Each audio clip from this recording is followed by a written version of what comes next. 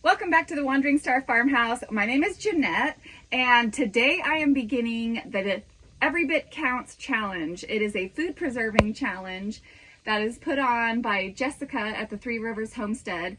This is actually my third year participating in this challenge. I've been participating in it since I moved out here onto our new homestead.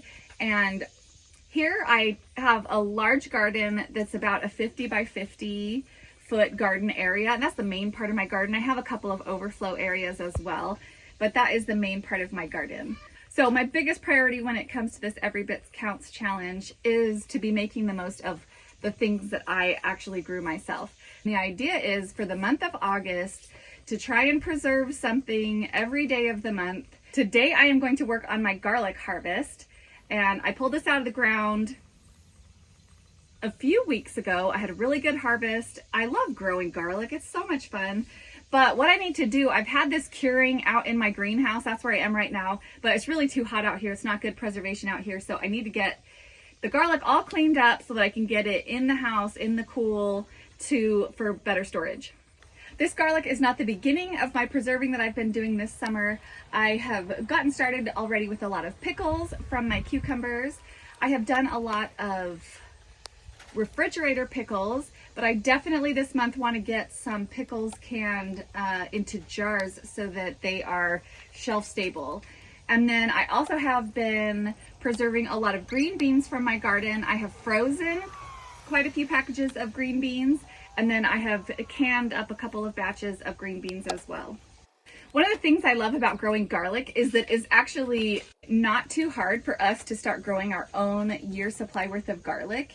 And so it's actually been many, many years that we have been growing all of our own garlic.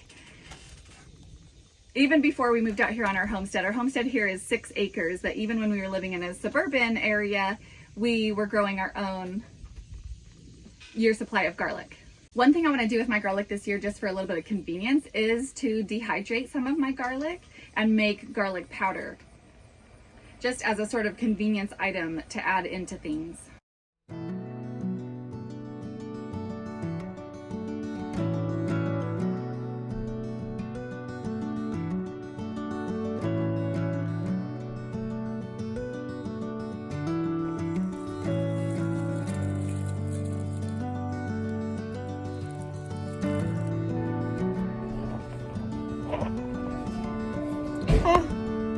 One left.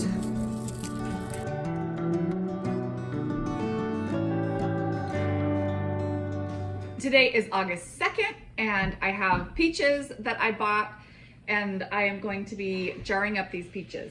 Now, I actually bought these peaches a few days ago, and I tried to jar them up.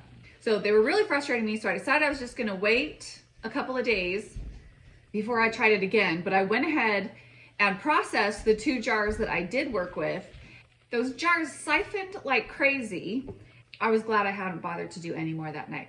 So I'm gonna work on it tonight instead.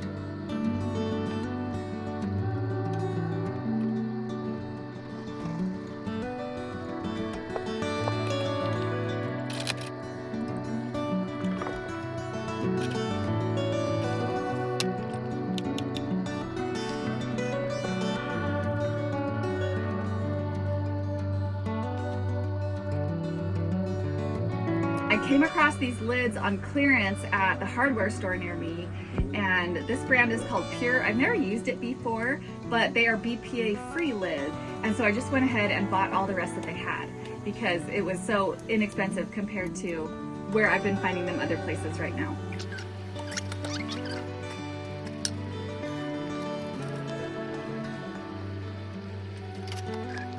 cannot find my jar lifting tongs. The kids probably wandered off with them somewhere, but I'm having to make do with what I've got.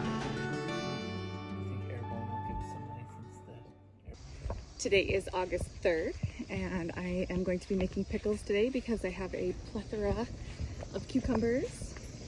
So first I need to go get some dill. It smells very dilly over here.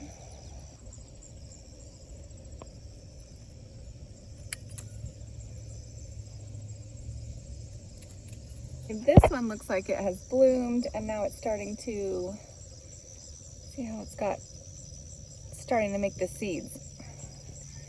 So I definitely am leaving some of those on here so that this dill will self-seed next year, because I did not plant either of these dill plants here. They self-seeded. I got some dill, and now I need to get some oak leaves. What kind of leaf is this? Oak. This is actually our neighbor's lane. It's so pretty, but he lets us use his property. It looks like fall leaves. Do you know what that one is? No, I don't know that one. Well, Okay, I have some jars ready. I've got my dill and oak leaves, and then I have some fresh garlic. And then I put in a little dill seed too, since I have it, and that's traditional in pickling spices. And then mustard seed and peppercorns. And I went ahead and gathered some cucumbers that are all similar size, just for simplification. So I'm gonna go ahead and prep the jars first before I start packing cucumbers into them.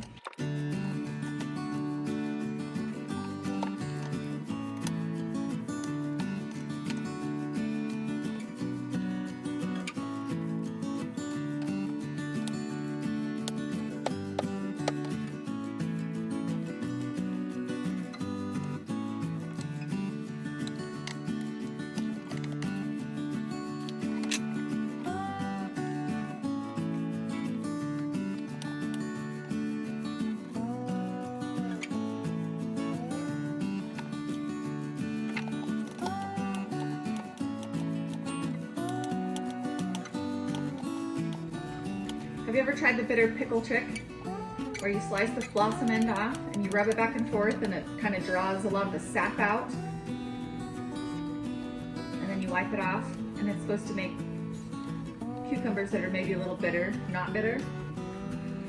I can't decide if it's just like homestead or superstition, that maybe somebody came up with this a long time ago and now they're laughing at home thinking about how many people milk their cucumbers before they slice them. Maybe somebody's idea of a big practical joke, but somehow I can't stop myself from doing it. The brine that we are using is 4 cups of vinegar, 4 cups of water, a half a cup of salt, and a half a cup of sugar.